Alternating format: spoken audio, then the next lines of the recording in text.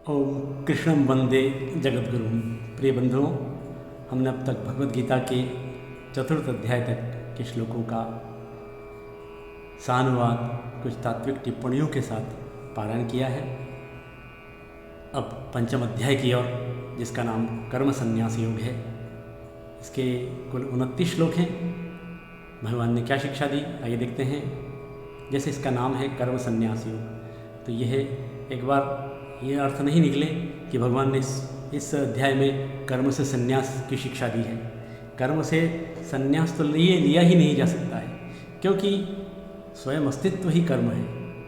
कर्महीन होकर के कोई मार्ग प्रशस्त नहीं होता है।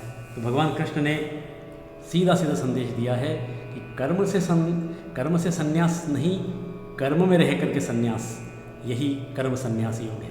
अब कर्म में रह करके संन्यास कैसे संभव है? राग द्वेष रहित जीवन, ईश्वर को कर्ता मान करके स्वयं अकर्ता हो जाना, फल कामना की जो इच्छा है उसका पूरा त्याग कर देना। इस प्रकार भगवद गीता कर्मयोग का संदेश है। भगवद गीता का ये भौतिक जीवन और आध्यात्मिक दर्शन, इन दोनों का अद्भुत समन्वय है। भगवान कृष्ण ने अर्जुन को यही बोध कराया है, और महर्षि वेदव्यास की जो ये देन है मानवता को, ये बहुत ही अनुत्तम देन है। यह सर्वोत्तम देन है विश्व मानवता को। आइए कर्म संन्यास योग में भगवान अर्जुन को क्या कहते हैं, एक एक करके इन श्लोकों का पारायण करें। पहला श्लोक, अर्जुन उवाच संन्यासं कर्मणां कृष्ण पुनर्योगं च शंससि यच्छ्रेय एतयोरेकं तन्मे ब्रूहि सुनिश्चितम्। हे कृष्ण, कृष्ण संबोधन है श्लोक में ही है। हे कृष्ण, संन्यासम कर्मणाम, कर्मों में आप कर्मों के संन्यास को प्रशंसा कर रहे हो। पुनः योगम च शंससि, फिर योग की भी प्रशंसा कर रहे हैं। हे केशव, कुल मिलाकर के अर्जुन का आशय यह है कि आप ज्ञान की भी प्रशंसा कर रहे हो और कर्म भी प्रशंसा कर रहे हो। तो ये जो संन्यास मार्ग है, यहाँ अर्जुन का आशय संन्यास जो प्रवृत्ति है उसको लेकर हो सकता है। तो संन्यास, कर्मों में संन्यास का आप बखान कर रहे हो, प्रशंसा कर रहे हो, और फिर कर्मयोग की भी प्रशंसा कर रहे हो। हे केशव, यच्छ्रेयः एतयोः एकम, एतयोः यच्छ्रेयः तत् एकम में ब्रूहि सुनिश्चितम ब्रूहि। इन दोनों में जो एक मेरा कल्याण कर सके, जो मेरा अभ्युदय निश्रेयस साध सके, इन दोनों मार्गों में उसी का मुझे सुनिश्चित प्रवचन कीजिए। हे कृष्ण, इस प्रकार अर्जुन स्वयं के लिए एक कल्याणकारी मार्ग का प्रवचन चाह रहा है इस श्लोक में। यह इस पहले श्लोक का अर्जुन का आशय है। द्वितीय श्लोक की ओर जाते हैं। भगवान कृष्ण कहते हैं, भगवान उवाच संन्यासः कर्मयोगश्च निःश्रेयसकरावुभौ तयोस्तु कर्म संन्यासात् कर्मयोगो विशिष्यते। भगवान क्या कहते हैं अर्जुन को कि हे अर्जुन, संन्यासः कर्मयोगः च, ये जो कर्म संन्यास है, संन्यास को हम कर्म संन्यास के तौर पर ही देखेंगे तो इसका अर्थ ठीक बैठ जाएगा। ये जो संन्यास है, इस संन्यास का यदि हम व्युत्पत्ति से अर्थ देखें तो संन्यास का तात्पर्य है कि आसक्ति रहित, फलासक्ति से रहित, राग द्वेष रहित होकर के ठीक न्यास करना, ये संन्यास है। तो ये जो कर्म संन्यास और कर्मयोग निःश्रेयस करो उभौ मानवस्य कृते साधकस्य कृते दो उभौ निःश्रेयस करो भवतः। यहाँ अयादि संधि से निःश्रेयस करा उभौ हो गया है, उभौ करो। ये दोनों निःश्रेयसकारी हैं, कल्याण करने वाले हैं, परम कल्याण की प्राप्ति कराने वाले दोनों मार्ग।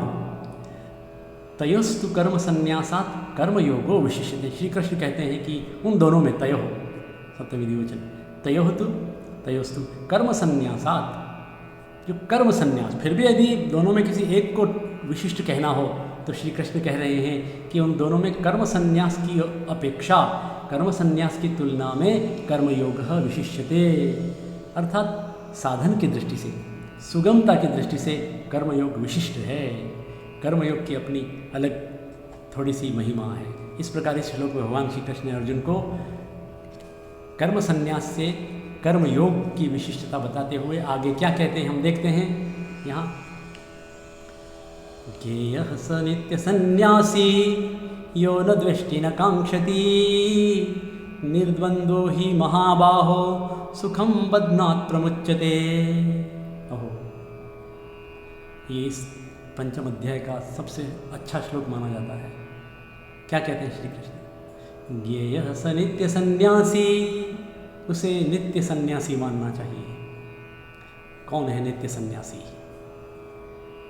यो न द्वेष्टि न कांक्षति, न द्वेष करता है न आकांक्षा करता है, राग द्वेष से परे है, जो न तो जिसके अंदर द्वेष भाव है न आकांक्षा है, अर्थात चाह लिप्सा।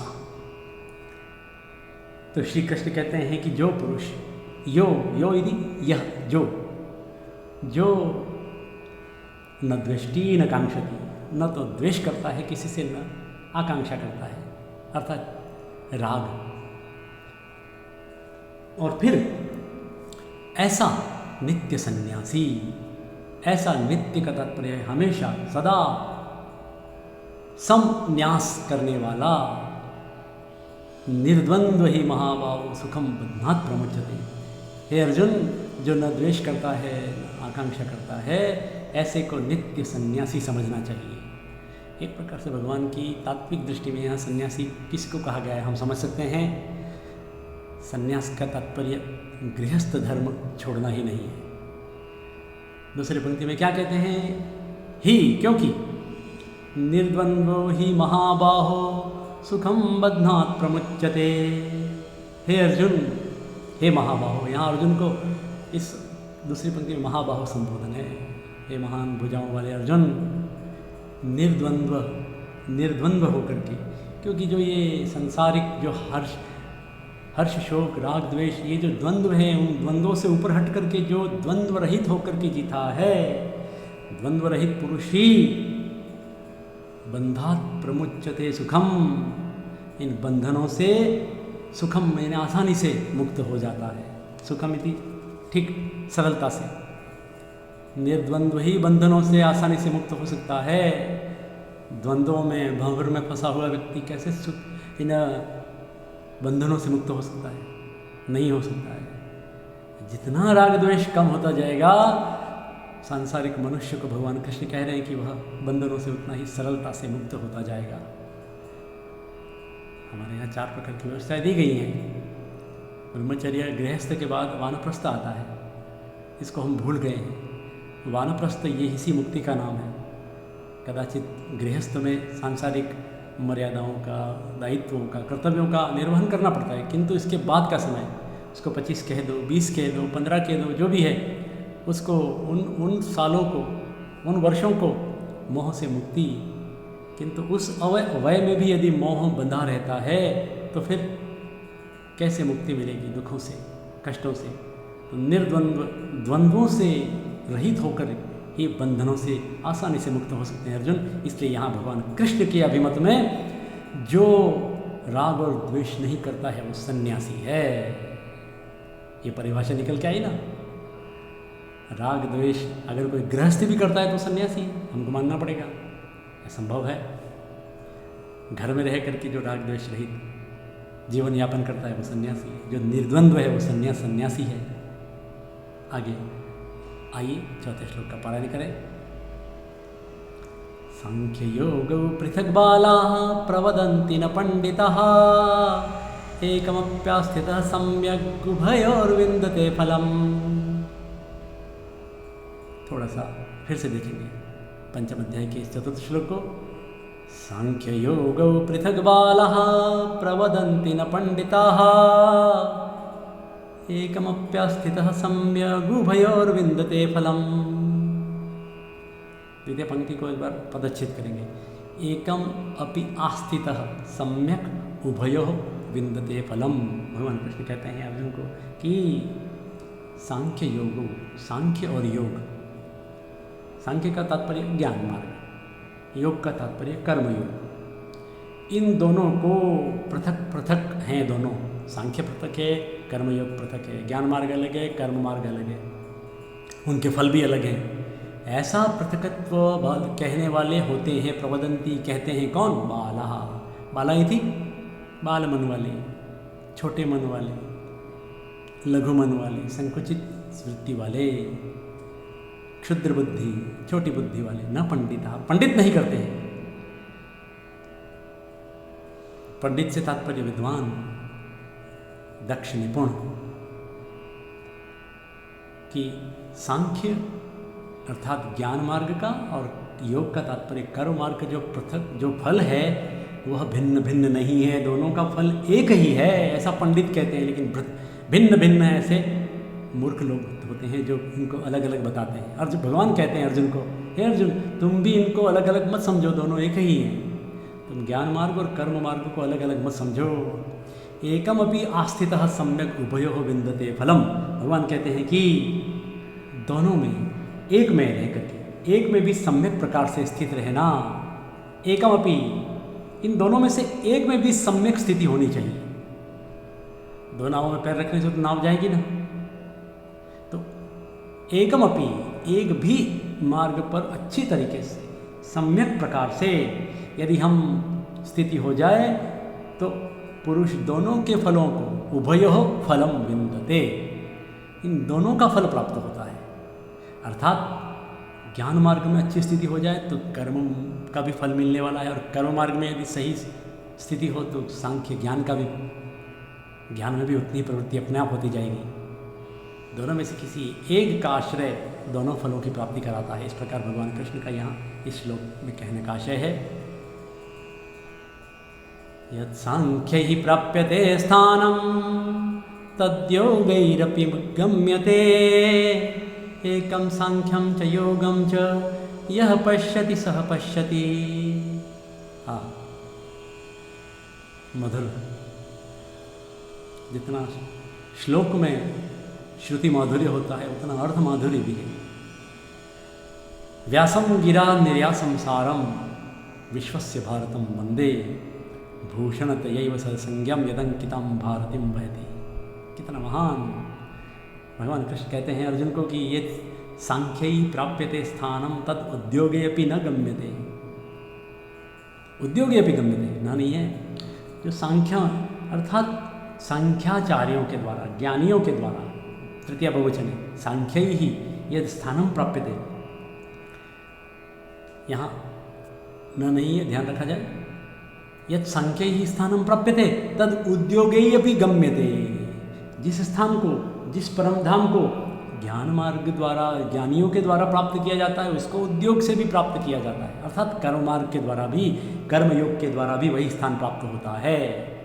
एकम सांख्यम च योगम च यह पश्यति सह पंडित। हे अर्जुन, इसलिए जो व्यक्ति सांख्यम योगम च योगम च एकम पश्यति, सांख्य और योग को, ज्ञान मार्ग और कर्म मार्ग को एक रूप में देखता है, दोनों के फल को एक ही रूप में देखता है, सह पश्यति, वही देखता है।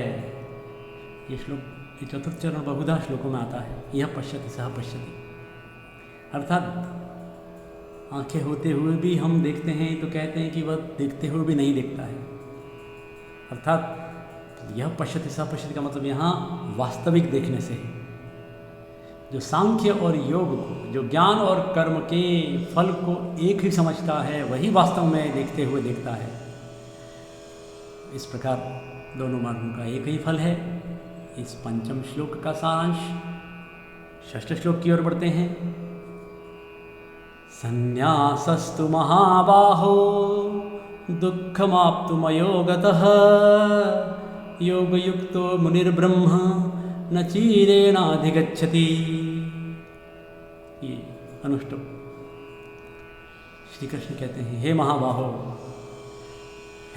अर्जुन, महान भुजाओं वाले, संन्यासः तु दुखम आप्तुम अयोगतः, अयोगतः अंतिम पद शब्द पकड़े, न योगते की अयोगतः, बिना योग के, बिना कर्मयोग के, संन्यासः तु आप्तुम दुखम।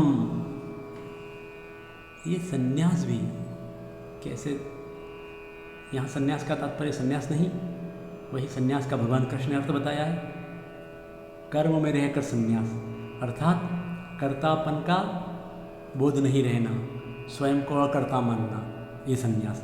ये कह रहे हैं श्री कृष्ण कि बिना कर्मयोग के संन्यास जो है, संन्यास तो क्या है, संन्यास को प्राप्त करना, ये कर्तापन का अभाव, ये जो कर्तापन का त्याग करना है बड़ा दुखम, दुखम इति दुर्लभम, बहुत कठिन है, दुष्कर कार्य है। बिना कर्मयोग के, बिना कर्मयोग के हमारे मन, इंद्रिय और शरीर द्वारा होने वाले संपूर्ण कर्मों में जो कर्तृत्व का भाव है, जो ईगो की प्रॉब्लम है, जो अहम है,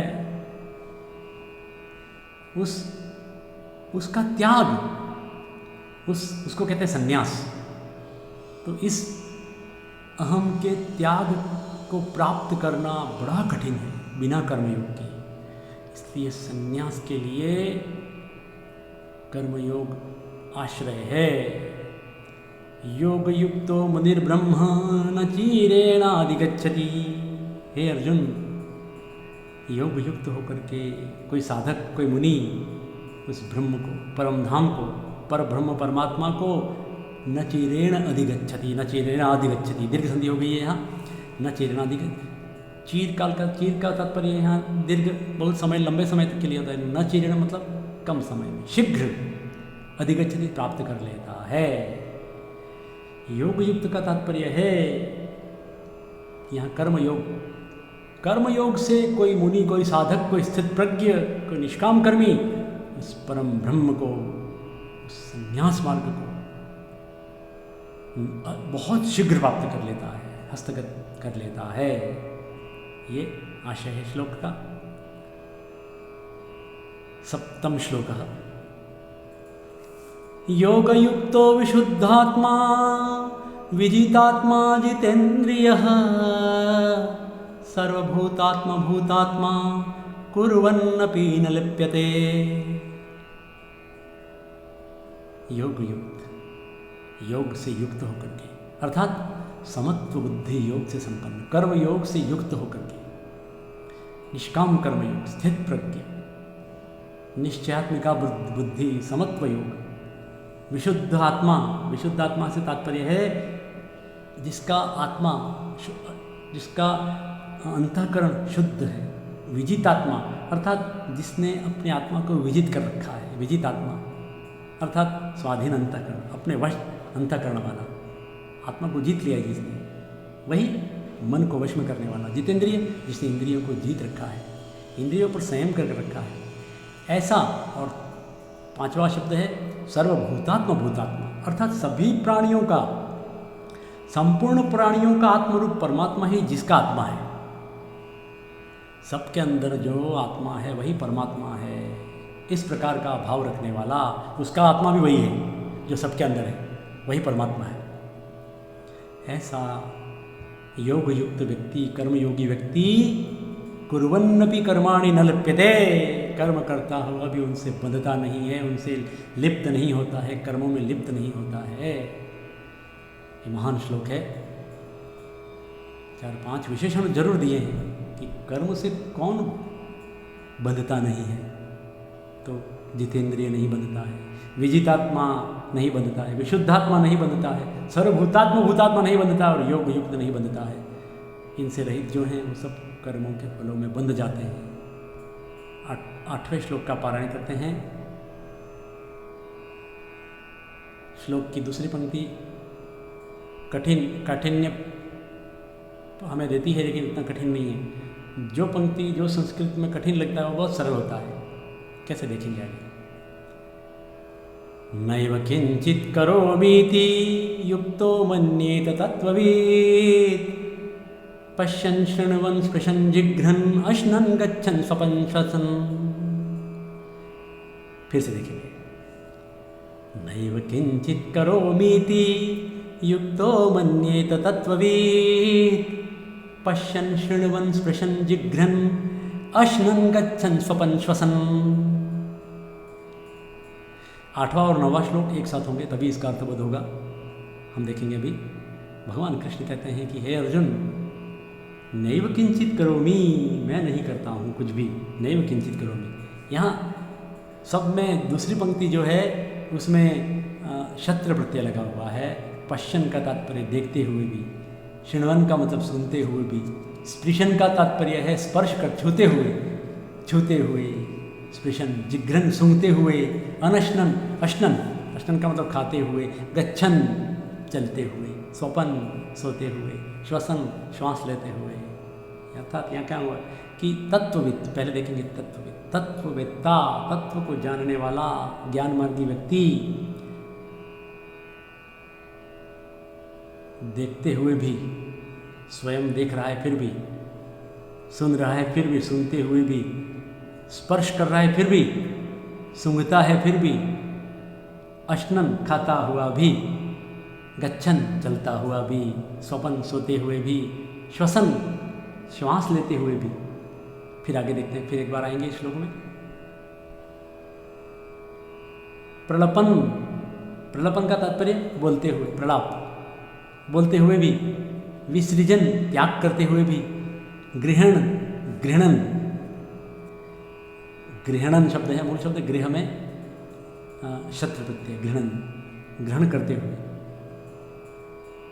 उन्मिशन निमिशन, उन्मिशन निमिशन, आँख खोलते हुए, उन्मिशन यदि आँख खोलना, आँख खोलते हुए, और निमिशन आँख बंद करते हुए, अर्थात पल के मूंदना, पल के मूंदते हुए। उन्मेष में खुलना, निमिष में बंद करना। इंद्रियाणि इंद्रियार्थेषु वर्तन्ते इति धारयन्, कि इंद्रियार्थेषु इंद्रियाणि वर्तन्ते इति धारयन्, कि इंद्रिय जो अर्थ है, इंद्रियों के विषय हैं, विषयों में इंद्रियां बरतती हैं, वर्तमान रहती हैं। ये इंद्रियों के विषयों में इंद्रियां वर्तमान रहती हैं, बरतती हैं, इस प्रकार की धारणा करता हुआ नैव किंचित करोमि इति, मैं कुछ नहीं करता हूं। इंद्रियों के विषय इंद्रियों में बरत रहे हैं, न अहम किंचित करोमि, मैं कुछ नहीं कर रहा हूं। इस प्रकार युक्तः मन्येत, जो कर्म मार्गी है, तत्व को जानने वाला, तत्ववित् युक्तः, दो शब्द हैं, एक तो तत्ववेत्ता तत्ववित्, और एक युक्तः कर्मयोगी। इंद्रियों के विषयों से इंद्रियों का भोग लेते हुए भी अपने अंदर कर्तृत्व का भाव नहीं पैदा करता है, मैं कुछ नहीं कर रहा हूं। इस प्रकार धारणा करता हुआ स्वयं के कर्तृत्व भाव का लोप कर देता है। मान लो, मन्येत का मतलब निस्संदेह, इस प्रकार समझकर निस्संदेह ऐसा तत्वविद मैं कुछ नहीं करता हूं, इस प्रकार मान लेता है। तो दोनों श्लोकों का अर्थ यह आया कि जब अहम का विलय हो जाए तो संन्यास प्रवृत्त होता है। जब तक अहम बना रहता है तो संन्यास कैसे होंगे? एक भी न्यास नहीं होंगे। कर्मकांड की उपासना में न्यास भी कहे गए हैं, विभिन्न न्यास, हस्त हाथों की विभिन्न अंगों को शरीर के विभिन्न स्थलों का स्पर्श कराते हुए न्यास कराना, ये भी अपने आप शरीर में ऊर्जा पैदा करने वाला विज्ञान है। ये पूजा से पहले ये प्रकार की कुछ क्रियाएं हैं, ज़रूरी है। हाथ की मुद्राएं भी एक विज्ञान है, इससे रक्त प्रवाह बहुत अच्छा होता है। तो ये आज का 9वां श्लोक भी हमने पारायण किया। अब हम 10वें श्लोक की ओर बढ़ते हैं। भगवान कृष्ण क्या कहते हैं अर्जुन को? ब्रह्मण्याधाय कर्माणि संगम त्यक्त्वा करोति यः लिप्यते न स पापेन पद्मपत्रमिवाम्भसा। ब्रह्मण्याधाय, ब्रह्मणि आधाय, यण संधि को यणची, ब्रह्म में, परमात्मा में, ब्रह्मणि का मतलब सब कर्मों को, कर्माणि का मतलब सभी कर्मों को करते हुए फिर उनको परम ब्रह्म में, परमात्मा में, आधाय का मतलब इन्वेस्ट करके, इसका सही शब्द है अर्पण करके सौंप देना। अब सौंप दिया इस जीवन का सब भार तुम्हारे हाथों में, तो ब्रह्म परमात्मा पर ब्रह्म में सभी कर्मों को छोड़ करके अर्पण करके, लेकिन कैसे? संगम त्यक्त्वा, आसक्ति छोड़ करके यह करोति, जो ऐसा करता है, जो आसक्ति का पूरी तरह से त्याग करके अपने सभी कर्मों का कर्म है वो परम ब्रह्म परमात्मा को सुपुर्द कर देता है। लिप्यते न स पापेन स पापेन न लिप्यते अर्जुन। ऐसा व्यक्ति पाप से लिपता नहीं है, पाप से बंधता नहीं है, पाप में लिप्त नहीं होता है, पाप से लिप्त नहीं होता है। किस प्रकार? जिस प्रकार पद्मपत्रम इव अम्भसा, सरोवर में पद्मपत्र कमल पत्र जिस प्रकार, किससे? अम्भसा, अम्भसा तृतीया एक वचन है, जल से। कमल पत्र होता है वह जल से लिप्त नहीं होता है, अर्थात जल में रहने से जल का विकार उसे प्रभावित नहीं करता है। ऐसा नहीं कि पानी में रहने से वो सड़ जाएगा, वो अलग बना रहता है, पानी में मिलता नहीं है। तो पानी में रहकर भी वह पानी में लिप्त नहीं रहता है। उसी प्रकार, कितना बढ़िया उदाहरण दिया है यहाँ, उसी प्रकार कर्मों को करता हुआ व्यक्ति परमात्मा को उनका फल सुपुर्द कर देता है आसक्ति छोड़ करके। ऐसा व्यक्ति पापों से लिप्त नहीं होता है, पापों में बंधता नहीं है। ये भगवान कृष्ण का आशय है। इस अध्याय में कुल 29 श्लोक हैं। हम एक एक करके 3 भागों में इसका पारायण करेंगे। आज 10 श्लोकों तक ही, फिर अगले 16वें खंड में फिर से आपके सामने उपस्थित होंगे। जय श्री कृष्ण।